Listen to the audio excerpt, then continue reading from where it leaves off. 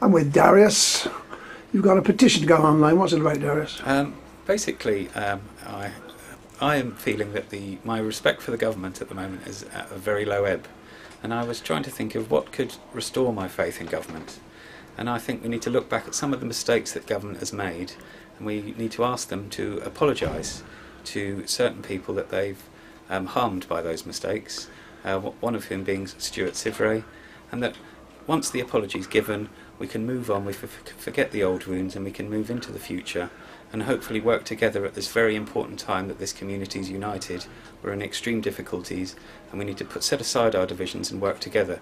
And I believe that the government could lead by example and offer Stuart the apology he deserves. Of course, we're told to do that one way or another by Christians, to forgive our enemies and all the rest of it, but legally that will have implications, wouldn't it? If they did issue such an apology, what would the implications be, do you think?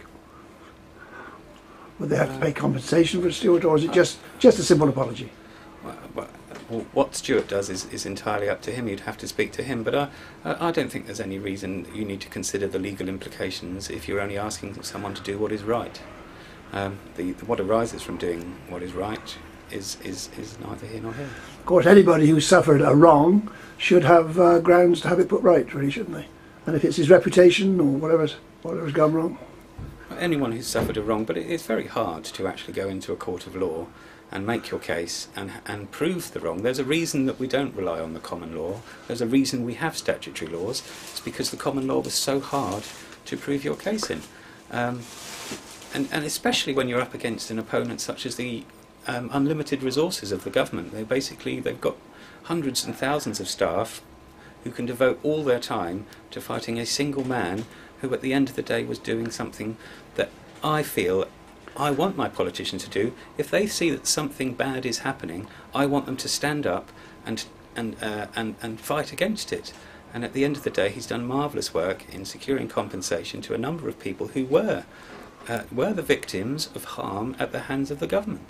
I mean, there were several cases which he exposed. There's pollution on the waterfront, which came home to roost. He'd had allegations against somebody who was working in the hospital service who may have harmed the patients, and of course the famous, obviously the ongoing inquiry, which is a huge inquiry about abuse of children. There were certainly plenty of issues he raised, weren't there? Certainly were, and he got opposition because, well, I feel, well, the way it's come across to me is that the existing government didn't want those issues coming out. Now, I don't believe that sweeping things under the carpet is the way, because unless the government acknowledges its failings, how is the government going to improve in the future? And as people in Jersey, we want our government to be perfect. Well, we want our government to provide the services we want. The pollution issue and the children abuse issue have certainly come home to bite the government, haven't they? So they're costing the public an awful lot of money.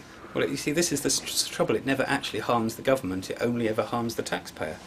And so the government's really off the hook. Whatever it does, it's off the hook. And ironically, there is a guy just been found guilty in the UK about murdering his patients. So absolutely, these things do happen. We can't deny that these things happen. We should have an open mind to anything possible. Anything is possible. The old petition, it's now up and running. What's the format?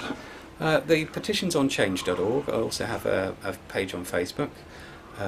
We're running at about 100 signatures. Unfortunately, there are some members of the community who've been silly, really, and put strange names on. Right. I'm doing my best to go through and pull those names off as fast as they can, but some people obviously have nothing better. And when you've got a certain number, the plan would be to put it to the States or to send it to the Queen. What would you do with it?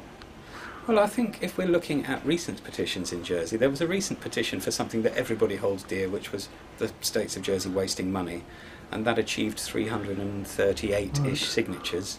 Jersey people, unfortunately, are not known for coming forward and putting their names on pieces of paper.